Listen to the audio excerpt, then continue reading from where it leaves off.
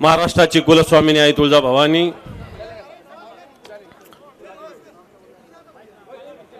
सह्याद्रीचा जाणता राजा छत्रपती शिवराय, हिंदू हृदय सम्राट शिवसेना प्रमुख श्रीमान बाळासाहेब ठाकरे यांना मानवंदना। आजच्या जनसंवाद दौऱ्याच्या निमित्तानं आपल्याशी संवाद साधण्यासाठी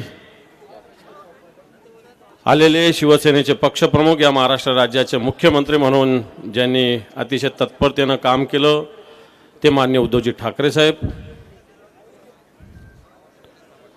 ज्यांचा अग्रलेख फक्त आपण सामनातून नव्हे तर राष्ट्रीय स्तरावर सगळ्या चॅनलवर दररोज येतच असतो, असे आपले शिवसेनेचे नेते माननीय संजयजी राऊत साहेब, शिवसेना नेते माननीय चंद्रकांतजी खैरे साहेब, उपस्थित सर्व व्यासपीठावरील मान्यवर, माता भगिनी आणि बांधवांनो,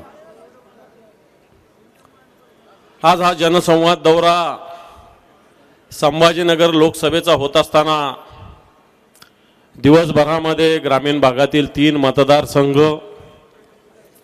आणि आता हा शहरातील 3ही मतदारसंघाचा मेळावा जनसंवाद दौरा इथं होतोय।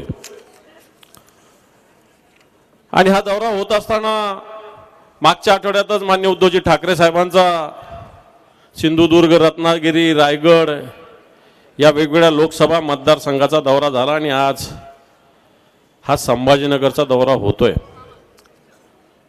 संभाजीनगर तसं पाहायला गेलं तर शिवसेना प्रमुखाच्या विचाराला मानणारा, सातत्याने एक ताकदवान असलेला गड आपला राहिलेला आहे।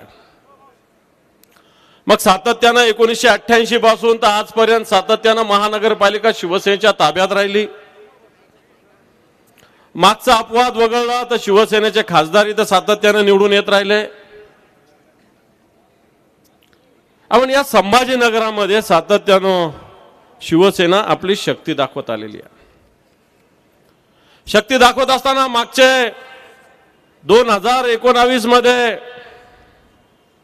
ज्यावेळेस उद्धवजी ठाकरे साहेबांच्या नेतृत्वाखाली सरकार या महाराष्ट्रात आलं आणि या महाराष्ट्रात ज्यावेळेस सरकार आलं तर या संभाजीनगरला तब्बल शिवसेनेच्या माध्यमातून म्हणता येईल आणि उद्धवजी ठाकरे साहेबांच्या माध्यमातून म्हणता येईल तब्बल 2,500 कोटी रुपये निधी आपल्या शहराला मंजूर करण्यात आलेला होता। 2,500 कोटी। हे 2,500 कोटी कशासाठी दिले याचे डिटेल्स, याची पुस्तिका सुद्धा शिवसेनेने काढलेली मागच्या दिवाळीला। आणि 2,500 कोटी फक्त घोषणा नव्हती तर त्यातले 1,100 कोटी रुपयाचे काम माननीय उद्धवजी ठाकरे साहेब मुख्यमंत्री असतानाच पूर्ण झालेले होते। आणि ते मुख्यमंत्री असताना या संभाजीनगरला तसे 1,100 कोटी प्राप्त सुद्धा झाले होते। मी हे का सांगतोय की त्यानंतर जे कोणी या ज्यांचं कोणाचं राज्य या महाराष्ट्रात आलं त्याच्यानंतर या शहराला 1 रुपया सुद्धा आलेला नाही। मी जबाबदारीने हे आपल्या समोर व्यक्त करतोय, 1 रुपया सुद्धा आलेला नाही। अब कशासाठी 2,500 कोटी रुपये आले होते? कोणी कोणी त्यावेळेस काय काय ओढत होतं? या शहराची पाणी पुरवठ्याची योजना होती, समांतर जलवाहिनी, 1,680 कोटी रुपयाची योजना होती। स्वतः कोविडचा काळ असून उद्धवजी ठाकरे साहेबांनी येऊन गरवारे स्टेडियमवर आपल्या संभाजीनगरला माहिती असेल स्वतः भूमिपूजन केलं होतं। नुसतं भूमिपूजन नव्हतं केलं तर स्वतः उद्धवजी ठाकरे साहेब, आदित्यजी ठाकरे साहेब यांनी वर्षभरात 2दा-3दा प्रत्यक्ष कामाला भेटी दिल्या होत्या। आज ही 84 किलोमीटरची पाईपलाईन या संभाजीनगरला होणार होती। याचा असा दंडक आहे की महिन्याला किमान 3 किलोमीटर पाईपलाईन व्हावी। साहेब, या आपली सत्ता गेल्यानंतर, आपली सत्ता असताना आतापर्यंत फक्त 23 किलोमीटरचं काम झालेलं आहे। 84 किलोमीटरची पाईपलाईन या पाणी पुरवठ्यासाठी या संभाजीनगरला आवश्यक आहे। या संभाजीला पाणी देण्याचं आश्वासन दिलेलं होतं। नवे उद्धवजी ठाकरे साहेब मुख्यमंत्री असते तर आजपर्यंत ही पाणी पुरवठा योजना आम्ही पूर्ण केलेली असती। पण तो मागच्या 1.5-2 वर्षात या संभाजीनगर शहराचं कोणी बघतं? त्यावेळेस सुभाष देसाई साहेब पालकमंत्री असताना या संभाजीनगर शहराचा सातत्याने सगळ्या योजनेचा आढावा घेतला जात होता। आज या पाणी पुरवठा योजनेचं जर बघितलं तर 23 किलोमीटर पाईपलाईन झालेली आहे। 56 जलकुंभाला त्यावेळेस जागा मंजूर झाली, बेसमेंट झालं, काम सुरू झालं, परंतु आता दुर्दैवानं फक्त 25 जलकुंभाचं काम प्रगतीपथावर आहे.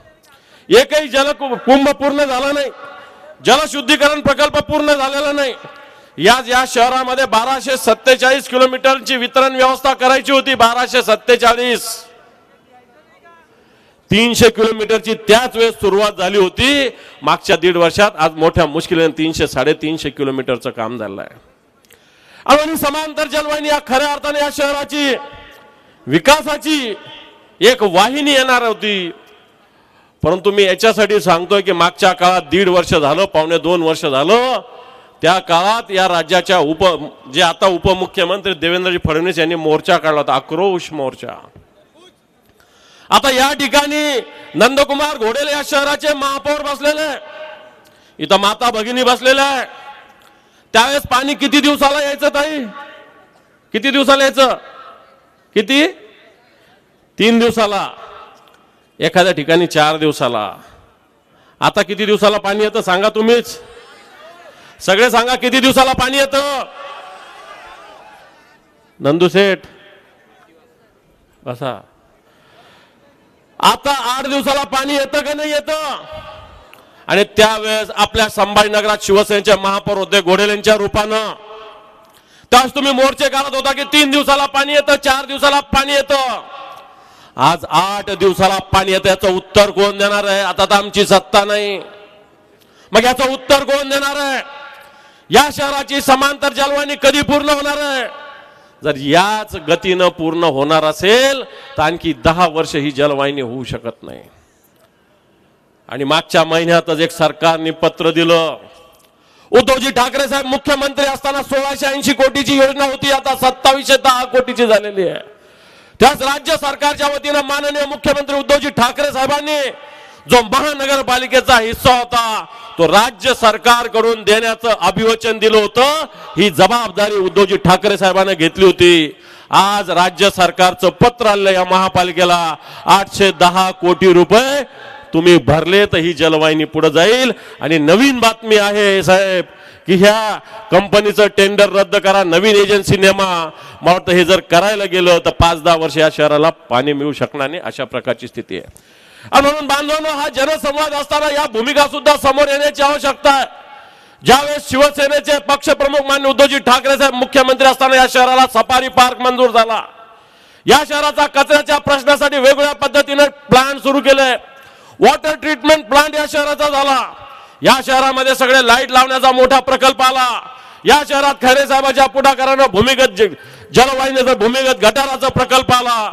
आणि या शहरात सगळ्यात महत्वाचं फक्त संभाजीनगर शहरासाठी गुंठेवारीची घोषणा उद्धवजी ठाकरे साहेबांनी केली आणि ती महाराष्ट्राला लागू झालेली आहे. आणि म्हणून मान्य सगळ्या संभाजीनगर वासियाला सांगू इच्छितो की अशा पद्धतीने घाटी रुग्णालयाचं डेव्हलपमेंट आपण केलं. या मैदानावर आपण बसलोय mini stadium, Sambhaji Maharaj mini stadium, स्वतः आदित्यजी ठाकरे साहेबांच्या हस्ते याचं आपण उद्घाटन केलं. आणि म्हणून हे काम शिवसेनेच्या माध्यमातून झालेलं आहे. हे काम शिवसेनेच्या माध्यमातून झालेलं आहे. रस्त्यासाठी या शहराला एकदा 100 कोटी, एकदा 155 कोटी रुपये या राज्याच्या इतिहासात कधीच झालं नाही. MSRDC 50 कोटी, 50 कोटी MIDC आणि 50 कोटी नगर विकास विभागानं. हे फक्त उद्धवजी ठाकरे साहेबांच्या नेतृत्वामुळे झालं. आज जे शहरामध्ये सिमेंटच्या रस्त्याचं सगळं काम चालू आहे हे उद्धवजी ठाकरे साहेबांच्या आदेशामुळे झालेलं आहे. हे आपल्याला विसरताना काही लोक आता उद्घाटनाला फिरतात. आणि म्हणून बांधवांनो, मी जास्त बोलणार नाही. यासाठी मला वाटतं शिवसेनेनं सातत्याने या शहराच्या विकासाचा ध्यास घेतलेला आहे. मागच्या 1.5 वर्षात या शहराचा विकास ठप्प झालेला आहे. या शहराला कोणी जबाबदार माणूस राहिलेला नाही. त्या काळात सुभाष देसाई साहेबांच्या नेतृत्वाखाली आम्ही सगळे मिळून काम करत होतो. आता या शहराचा विकास ठप्प होत असताना येणाऱ्या काळात पुन्हा एकदा शहराच्या विकासासाठी शिवसेनेची आवश्यकता आहे. निश्चित महापालिकात आम्ही जिंकू, पण तो येणारी विधानसभा, येणारी लोकसभा जिंकण्यासाठी सुद्धा आम्ही कटिबद्ध राहू आणि त्यासाठी आपला सगळ्यांचा आशीर्वाद हवा. एवढं सांगताना थांबतो. जय हिंद, जय महाराष्ट्र. एबीपी माझा, उघडा डोळे बघा नीट.